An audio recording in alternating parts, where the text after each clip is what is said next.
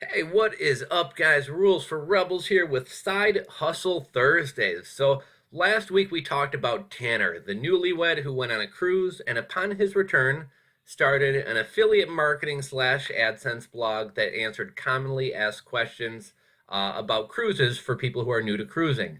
Now, today's story is about a government employee who becomes a part time wedding photographer simply by posting an ad on Craigslist.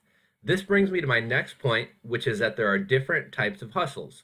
There's service based hustles, like the one we'll be talking about today. There's reselling hustles, affiliate hustles, hustles involving the arts. There's all types of hustles out there. Now, no one hustle or category of hustle is better than another. However, some of these may be a better fit for your skill sets, your interests, your schedule, and availability. When we go through these stories each week, what I want you to do is see which of these resonate with you and then try to get your own side hustle going. So today we're going to be talking about Oliver Asis.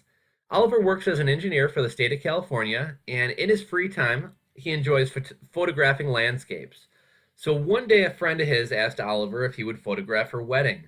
He agreed, but shortly after agreeing to do so, he kind of started freaking out a little bit. He's a landscape photographer. He doesn't have much experience photographing people, let alone weddings. But despite having some initial reservations about it, Oliver figured weddings can't be that complicated to photograph. You take a lot of pictures of the bride, and weddings tend to follow kind of a certain protocol. Take some photos of the wedding party getting ready, the wedding party in the limos, at the church, the father's toast, the father-daughter dance, and he figured it's probably the type of thing that you're only going to learn by doing. Now, plenty of people in Oliver's position would have done one of two things. They would have either freaked out and canceled out of fear, or they would have just plugged along and maybe done a terrible job. But Oliver decided to do something a little bit different.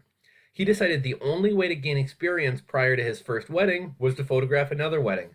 So he put up an ad on Craigslist and offered his services at a steep discount of $250.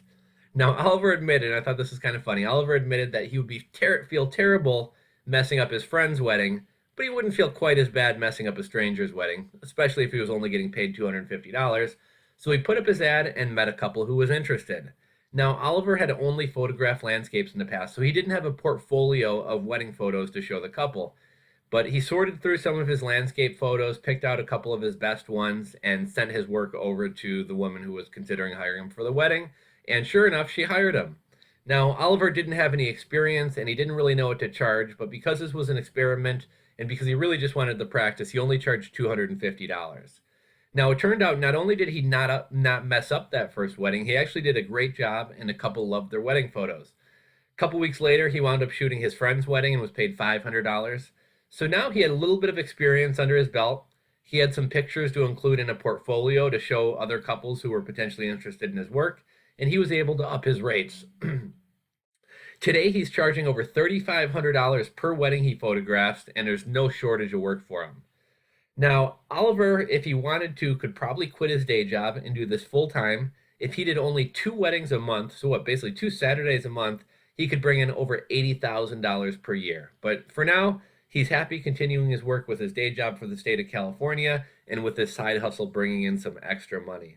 Now, Oliver's story has a couple elements of the classic side hustle. The first thing is he didn't know how to do something, but he went and figured it out on his own. You know, kind of like the lady we talked about a couple weeks ago who started that candy heart company. She knew nothing about manufacturing candy hearts, but she figured out how to get a machine, where to get a machine, and figured out how to manufacture the hearts. So that's one classic element of a side hustle is not really knowing what you're doing, not being quite ready, but plugging along anyhow.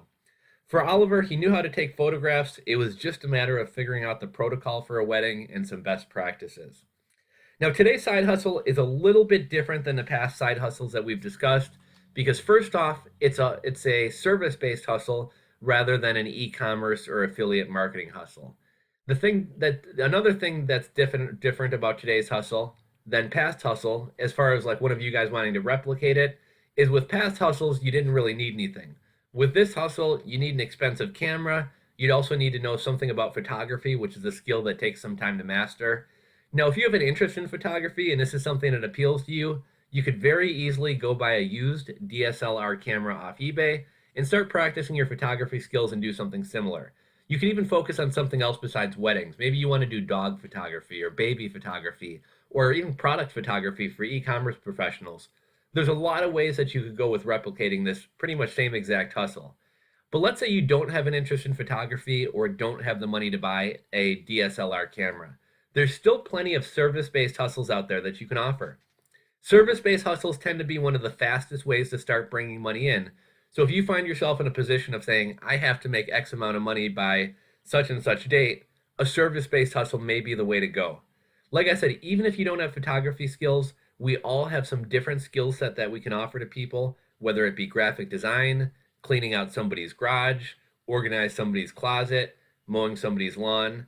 If you have a truck, you could even hire yourself out to help people haul away debris, or, a lot of people buy a couch or buy an item off Craigslist or a furniture store, but it's too big for them to bring home in their car. If you have a pickup truck, you could hire yourself out to transport, large bulky goods. There's really no end to the number of services that you could make money doing. Now, if you're looking for a service-based hustle and are looking for ideas, first take an inventory of your skill sets and knowledge, then look around on sites like Fiverr or Upwork if you want to do more like computer or online-based hustles like graphic design, video editing, etc. If you're more of a working with your hands type of person, check out sites like Thumbtack, the services section on Craigslist, etc., and see if there's any hustle ideas that appeal to you.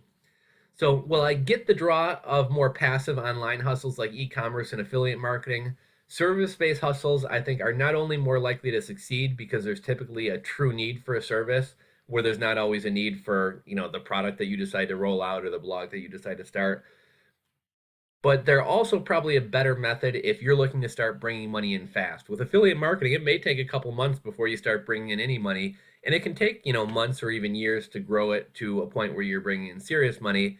Whereas even unskilled labor like mowing a lawn, you can typically start bringing in some decent money pretty quickly with services. So, well, guys, I hope you enjoyed the story of today's side hustle.